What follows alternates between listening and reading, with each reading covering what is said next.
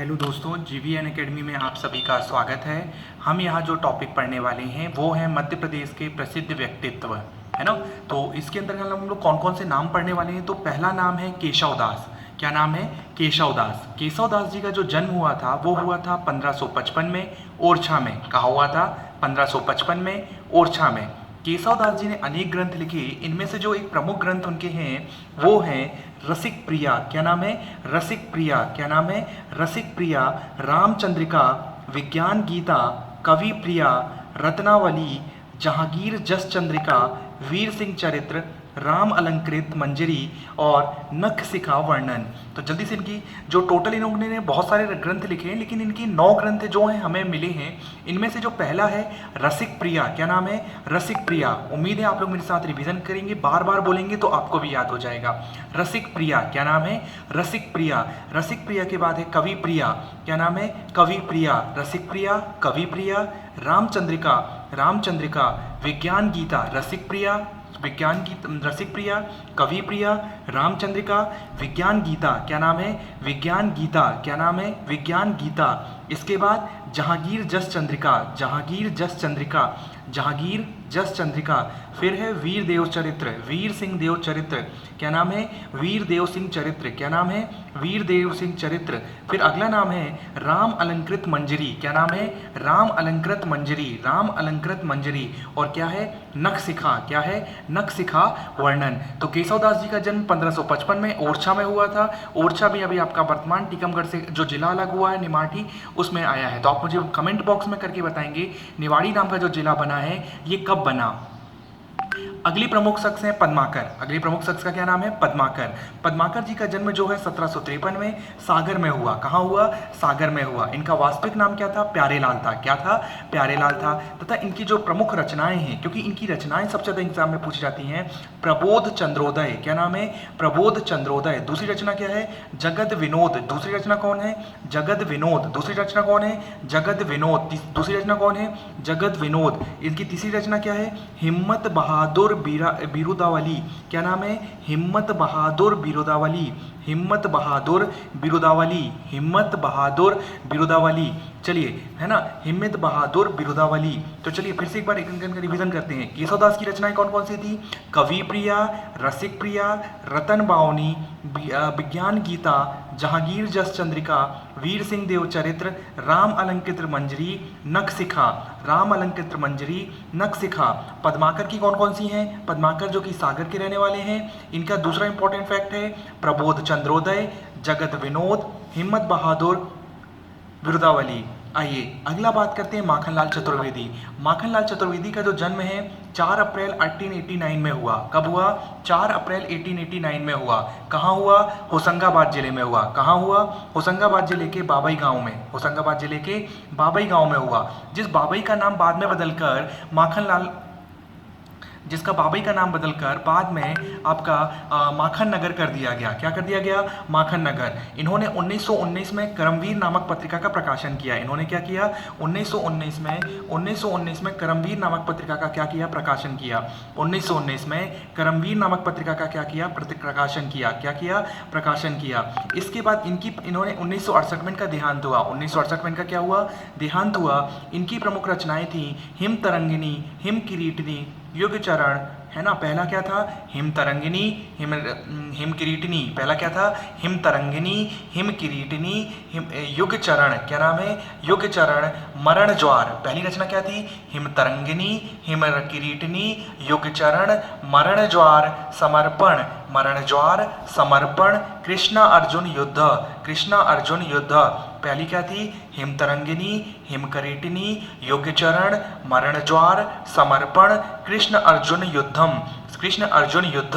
अगली इंपॉर्टेंट शख्सियत है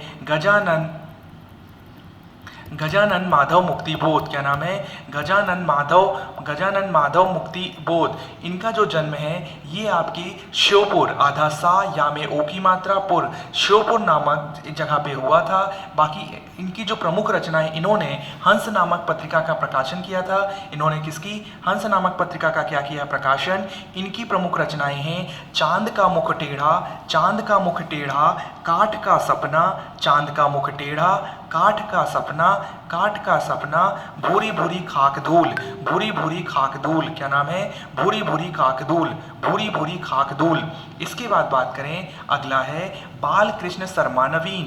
बाल कृष्ण शर्मा नवीन जो हैं, इनका जो जन्म है ग्वालियर जिले के भयाना गांव में हुआ था। ग्वालियर जिले के भयाना, भा छोट भा में आ की मात्रा, या में आ की मात्रा, ना में आ की मात्रा, भयाना। ये महात्मा गांधी के सत्याग्रह के आंदोलन पे ज्वाइन किए। इनकी मृत्यु 1960 में हुई। बाल कृष्ण शर्मा जी का जो है कुछ किताबों में जो इनकी कृति दी गई है वो है उर्मिला। कुछ किताबों में इनकी जो कृति दी गई है वो है उर्मिला। क्या नाम है कृति का, उर्मिला। क्या नाम है कृति का, उर्मिला। इसके बाद अगले शख्स हैं भवानी प्रसाद मिश्र। क्या नाम है, भवानी प्रसाद मिश्र। भवानी प्रसाद मिश्र का जो जन्म है होशंगाबाद में हुआ। कहाँ हुआ, होशंगाबाद में। ये एक प्रयोगवादी कवि थे। ये कैसे कवि थे, प्रयोगवादी कवि थे। इन्होंने गांधी जी के ऊपर गांधी पंचशक्ति नाम का महाकाव्य लिखा। इन्होंने गांधी जी के ऊपर गांधी पंचशक्ति नाम का महाकाव्य लिखा। क्या लिखा, गांधी पंचशक्ति नाम का महाकाव्य लिखा। इनका देहांत 1985 में हुआ। इनका देहांत 1985 में हुआ। गांधी पंचशक्ति नाम का महाकाव्य लिखा। इसके बाद हरिशंकर परशाई अगले प्रमुख व्यक्तित्व हैं। हरिशंकर परशाई। हरिशंकर परशाई का जन्म मध्य प्रदेश के होशंगाबाद में हुआ। कहाँ हुआ, मध्य प्रदेश के होशंगाबाद के जामनी ग्राम में। कहाँ हुआ, मध्य प्रदेश के होशंगाबाद के जामनी ग्राम में हुआ। अगर हम बात करें जामनी गांव की, तो इन्होंने जो है, इनकी जो प्रमुख किताब है उनके दिन फिरे। क्या नाम है, उनके दिन फिरे। हंसते हैं रोते हैं, हंसते हैं रोते हैं, शिकायत मुझे भी है, शिकायत मुझे भी है। रानी नागफनी की कहानियाँ, रानी नागफनी की कहानियाँ, रानी नागफनी की कहानियाँ। क्या नाम है, रानी नागफनी की कहानी, रानी नागफनी की कहानी, रानी नागफनी की कहानियाँ। इसके बाद बात करते हैं शरद जोशी। शरद जोशी की बात करें तो शरद जोशी जी जो है आपके, ये मध्य प्रदेश के उज्जैन से, कहाँ से हैं, मध्य प्रदेश के उज्जैन से। मध्य प्रदेश के उज्जैन में इनका जन्म हुआ है। इसके बाद इन्होंने इनका देहांत जो है 1991 में हुआ। ये भारत सरकार के द्वारा पद्मश्री से सम्मानित हैं। भारत सरकार के द्वारा पद्मश्री से सम्मानित हैं। इसके बाद अगर हम बात करें मुल्ला रम्मू जी, इनका जन्म जो था भोपाल में हुआ। मुल्ला रम्मू जी, इनका जन्म जो था भोपाल में हुआ।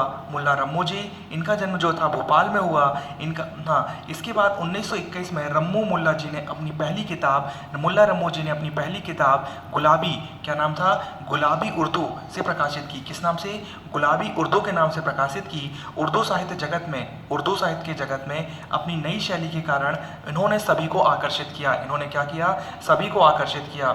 इनका देहांत 1952 को हुआ। इनका देहांत 1952 को हुआ तथा इन्होंने भोपाल में उर्दू एकेडमी की स्थापना की। उर्दू एकेडमी में इनके नाम पर भवन का नामकरण किया गया। भोपाल की जो उर्दू एकेडमी है वहाँ पे एक भवन का नामकरण, इनके नाम पे भवन का नामकरण किया गया। जैसा कि आपको पता है उर्दू एकेडमी कहाँ है, भोपाल में है। और आप लोग मुझे कमेंट करके बताएंगे कि मैंने ललित कला वाली जो एक सीरीज़ बनाई थी साहित्य की, उसमें मैंने बताया था कि उर्दू वाली जो साहित्य की एकेडमी है उर्दू की, वो कहाँ पे स्टार्ट हुई, मतलब कहाँ पे उसका ईयर है। चलिए आगे अगर हम बात करें तो इन्होंने जो है आपका गुलाबी उर्दू नाम से कविताओं को प्रस्तुत किया। आज के आखिरी जो हैं शिवमंगल सुमन, क्या नाम है, शिवमंगल सुमन। तो शिवमंगल सुमन जी हैं, इनका जन्म जो है आपके 1915 में उन्नाव जिले उत्तर प्रदेश में है। अभी न्यूज़ में भी आप जानते हैं उन्नाव जिले बहुत फेमस हो रहा है।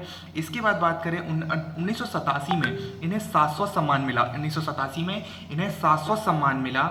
ये विक्रम विश्वविद्यालय है ना, विक्रम विश्वविद्यालय आपको पता है कहाँ, मैंने विश्वविद्यालय में पढ़ाया हुआ है कि विश्वविद्यालय के ईयर क्या है और विक्रम विश्वविद्यालय कहाँ स्थित है। ये दोनों आप मुझे कमेंट करके नीचे बताएंगे अगर आपने ये वीडियो पूरा देखा है। इन्होंने पद्मश्री, सोवियत भूमि सरकार, देव पुरस्कार, भारत भारती पुरस्कार से सम्मानित किया जा चुका है। मध्य प्रदेश के उज्जैन में वर्ष 2002 में इनका निधन हो गया है ना। तो शिवमंगल सुमन जो संबंध थे, ये कवि थे। तो आपसे पूछा जाएगा कि इनमें निम्नलिखित में से किसका संबंध कवि थे, तो शिवमंगल सुमन आपको डायरेक्टली टिक करना है। Thank you. आइए उसके पहले हम जरा सा रिवीजन कर लेते हैं। हमने क्या क्या पढ़ा? हमने केशव दास को पढ़ा, हमने पद्माकर को पढ़ा, हमने माखनलाल चतुर्वेदी को पढ़ा, हमने गजानन माधव मुक्तिबोध को पढ़ा, हमने बालकृष्ण शर्मा नवीन को पढ़ा, हमने भवानी प्रसाद मिश्र को पढ़ा, हमने हरिशंकर परसाई को पढ़ा, हमने शरद जोशी को पढ़ा, हमने मुल्ला रम्मू जी को पढ़ा, हमने शिवमंगल जी सुमन को पढ़ा। तो देखिए एक बार इनके जल्दी से सारे आप लोग क्या करेंगे, आपने इनके जन्मस्थली याद करेंगे।